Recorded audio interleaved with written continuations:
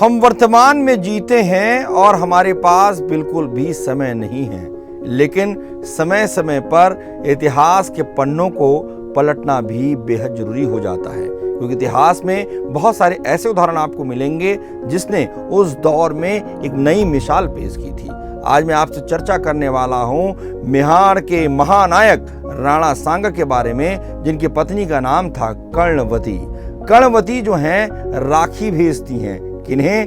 मुगल शासक हुमायूं को। हुमायूं भी अपनी बहन की बातों का पूरा सम्मान करते हुए उनके लिए खड़े हो जाते हैं उनके सम्मान में। वास्तव में इतिहास की बहुत बड़ी घटना है जिसे आज भी हमें स्मरण करना चाहिए। नमस्कार, मैं हूं संदीप अखिल और आप देख रहे हैं लल्लूराम.com।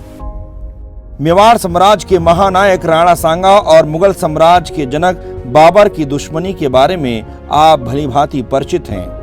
1526 ईस्वी में बाबर ने दिल्ली पर कब्जा कर लिया।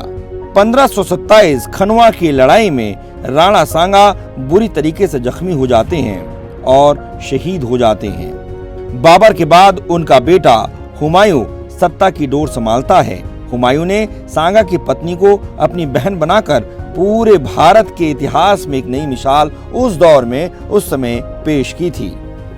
आपको ये भी बताना बेहद जरूरी है कि महाराणा प्रताप की दादी थी महारानी कर्णवती। चित्तौड़गढ़ के अगले दो राणा, राणा विक्रमादित्य और राणा उदय सिंह की माता और महान महाराणा प्रताप की दादी थी कर्णवती। 1527 से 1533 तक अपने अल्पवयस्क बड़े पुत्र विक्रमादित्य के संरक्षक के रूप में उन्होंने राजकाज संभाला। ये वही दौर था जिसमें गुजरात के शासक बहादुर शाह द्वारा मेवाड़ पर हमला किया गया।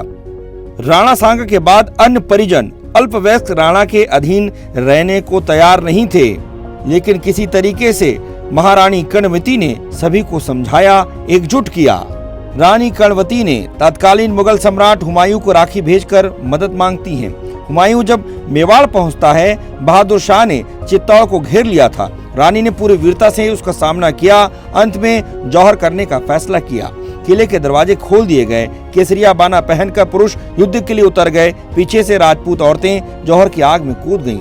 8 मार्च 1535 को रानी कर्णवती ने 13,000 स्त्रियों के साथ जौहर पर कूद गईं।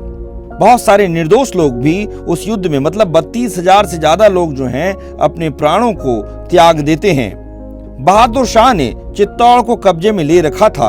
हुमायूं जब अपनी सेना लेकर पहुंचे तो बहादुर शाह ने उनका रास्ता रोकने की कोशिश की। दोनों के बीच भयानक युद्ध होता है और इस युद्ध में बहादुर शाह की पराजय होती है। हुमायूं ने पूरा राज्य कर्णावती के बेटे विक्रमजीत सिंह को सौंप दिया।